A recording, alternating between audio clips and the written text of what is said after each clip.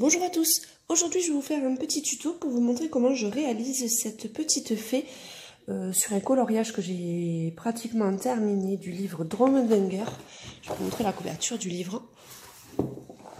Donc toute la colo a été réalisée au Prismacolor et les petits détails comme les herbes ont été réalisés eux au stylogel. Je ne sais pas si on voit bien l'effet stylogel métallisé. Donc nous allons faire ensemble cette petite fée que vous voyez là. Donc pour ceci, il faut que je sélectionne mes crayons qui vont me servir pour faire le personnage. Je vous dirai après les couleurs que j'ai utilisées pour le réaliser. Là on va prendre le marron foncé. Alors pour faire le personnage, déjà je vais commencer par le Prismacolor 927, 939 et 941 pour faire le visage. Donc là il n'y aura pas beaucoup, il n'y a pas beaucoup de détails sur le visage étant donné que le personnage est quand même assez petit. On va essayer quand même de faire quelques ombrages.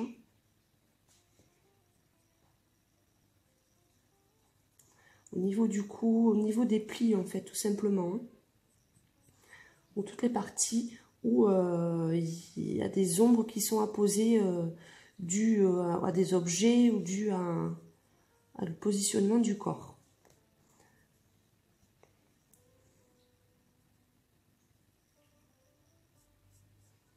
Donc, voilà. Donc là c'est vraiment un visage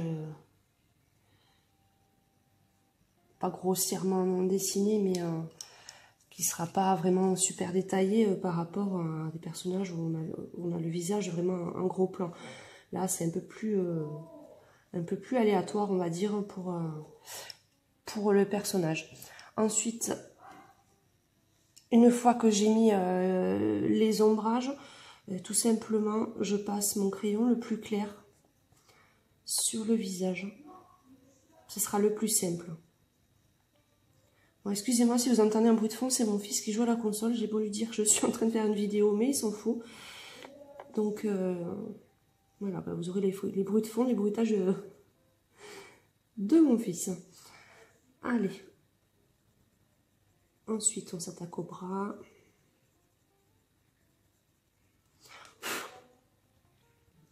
Donc là, c'est pas là que vous allez voir la technique hein, pour les visages et les corps, parce que là, vraiment, le personnage est très petit.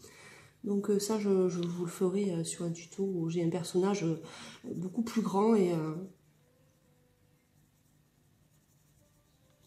ça sera beaucoup plus simple et beaucoup plus explicite. Allez, on finit les petons.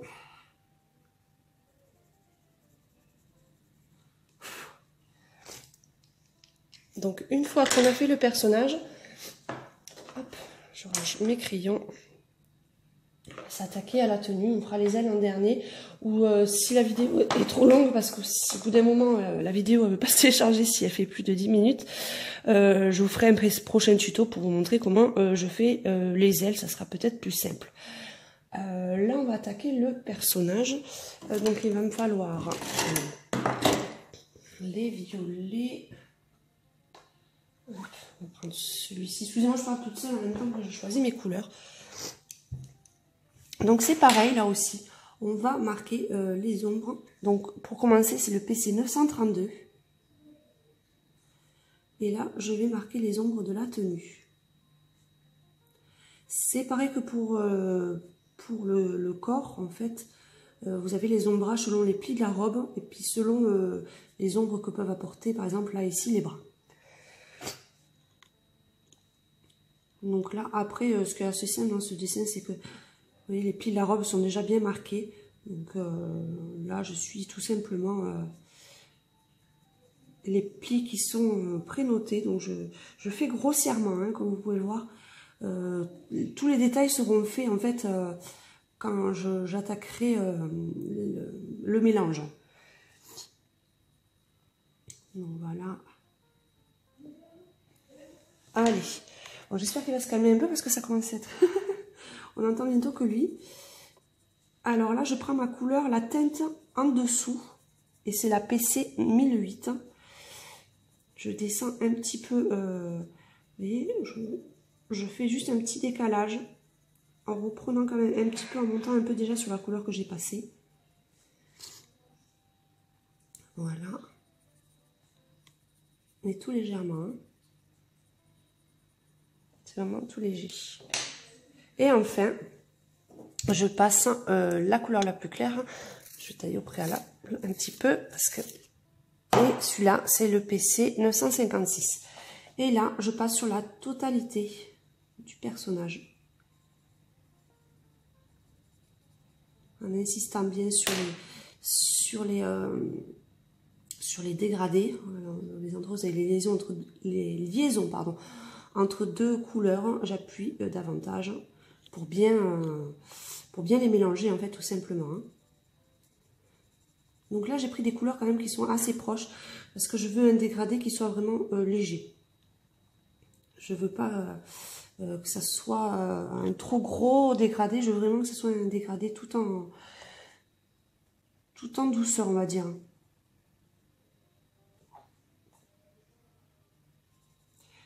C'est vraiment ce que je veux. Après, si vous voulez des dégradés plus marqués, il faut vraiment prendre des couleurs qui vraiment du plus clair ou vraiment très très foncé pour que vous ayez un dégradé qui soit beaucoup plus marqué. Mais c'est vraiment pas ce que je souhaitais. Alors, pensez par contre, sous les plis de la robe, à mettre vos couleurs les plus foncées, bien sûr. Là, je laisse le liseré en fait. Comme vous pouvez le voir. Je laisse le liseré parce que je pense que je le ferai au stylo gel pour faire ressortir en fait. Je prendrai un stylo gel pailleté ou métallisé pour bien le refaire ressortir le pli, enfin la bordure de la robe en fait. Donc là c'est tout simple. Hein. Vous passez sur la totalité, comme je vous ai dit. Pensez à tailler assez souvent votre crayon pour être beaucoup plus précis. C'est quand même le mieux. Bon là, je dis ça, mais le mien il est un peu empâté en bout. Et pour éviter d'user la mine trop facilement, vous pouvez faire des mouvements de rotation en fait quand vous passez. Vous voyez? Je le fais pas régulièrement et il faut que je le fasse un peu plus souvent. Au moins la mine s'use mais de façon équitable de chaque côté et la mine s'abîme moins. Alors voilà notre petit personnage. Là, on pense à bien marquer les ombrages et repasser un petit peu au stylo gel. Les cheveux du personnage, je vais les faire aussi également maintenant. Comme ça, au moins, ça sera fait. Voilà, hop. Donc, pour les faire, je vais prendre... Là, ça va être compliqué à voir le numéro. Le PC 942, le 1034 et le 943. Donc, pareil, hein, je vais marquer les ombres. Juste là. Mais après, je vais faire comme sur les grands personnages. J'appose ma lumière. Voilà, c'est un peu plus difficile, je veux dire, parce que le personnage est tout petit. Et après, au-dessus, vous dégradez avec la couleur de la plus claire à la plus foncée.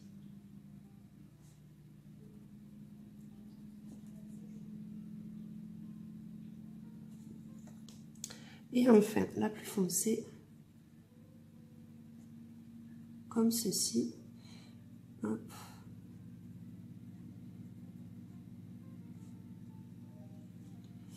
Et pareil pour le chignon, je vais mettre du plus clair au plus foncé. Toutes les petites fleurs et les petits détails, c'est pareil, je les ferai au stylo gel, hein, pour bien vous faire ressortir et puis pour que ça fasse un petit effet métallisé sur les bijoux et les fleurs. Donc, je le ferai en dernier. Et enfin, je reprends mon plus clair et bien sûr, comme à chaque fois, je passe sur la totalité de la chevelure. Voilà, c'est un peu plus compliqué parce que le stylo est très petit, le crayon est très petit, pardon.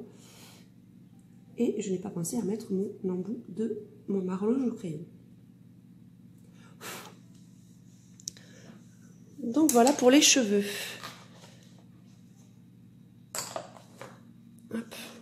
Excusez-moi parce que je range toujours mes crayons au fur et à mesure pour éviter d'être gênée. Je vais juste vous montrer le stylogène. Comme ceci.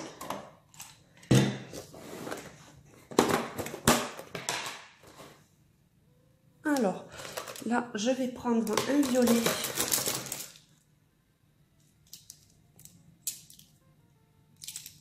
Si je le fais,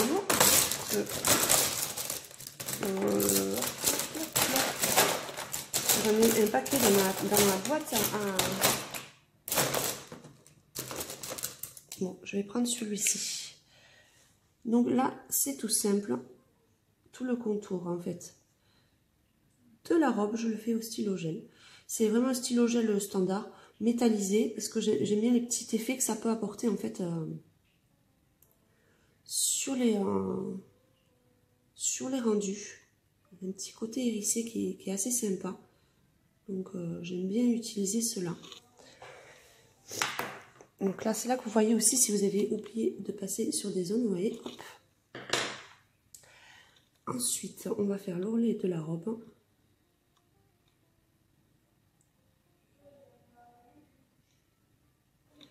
Voilà, comme ceci. On passe bien correctement partout.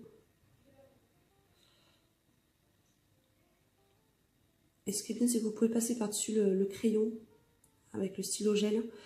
Il n'y a pas de souci, ça marque bien. Si vous avez un peu débordé, vous pouvez rattraper le coup avec le stylo gel. Et enfin, on va faire la lanière qu'elle a autour de la taille. Comme ceci.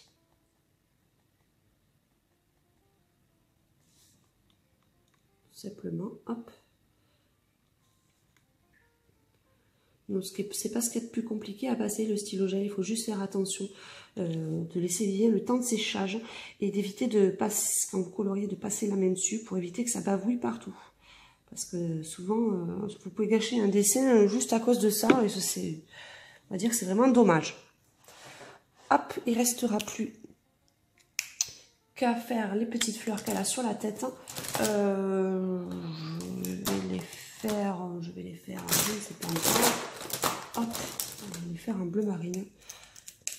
Là, je vais pas faire d'effet particulier. Je jouerai peut-être après avec le Posca blanc pour faire des petits points lumineux dessus. Mais là, je le veux en toute simplicité.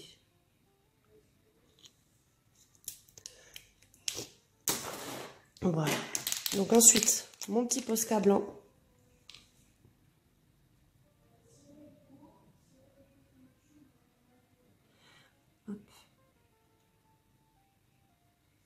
J'aime bien faire les petits points lumineux sur la chevelure pour faire un petit effet brillant. Pailleté, c'est quand même une fée, donc elle dégage un peu de magie, comme on va dire. Et après, les petites touches de lumière qui sont super importantes sur les personnages, sur les coloriages en général. C'est ce qui fait un peu vivre la colo, je vais dire. C'est ce qui relève les détails en fait des personnages à chaque fois. Et voilà pour la première partie. Donc, notre petit personnage, là par contre, je trouve que l'étoile, je l'ai fait un peu grosse, donc il faudrait que j'en fasse une un peu ailleurs pour équilibrer tout ça. Voilà. Donc voilà notre petit personnage de la fée. Je vous donne rendez-vous sur un prochain tuto, parce que sinon ça sera trop long pour celui-là, pour vous montrer comment on réalise les ailes. À très bientôt à tous. Ciao, ciao.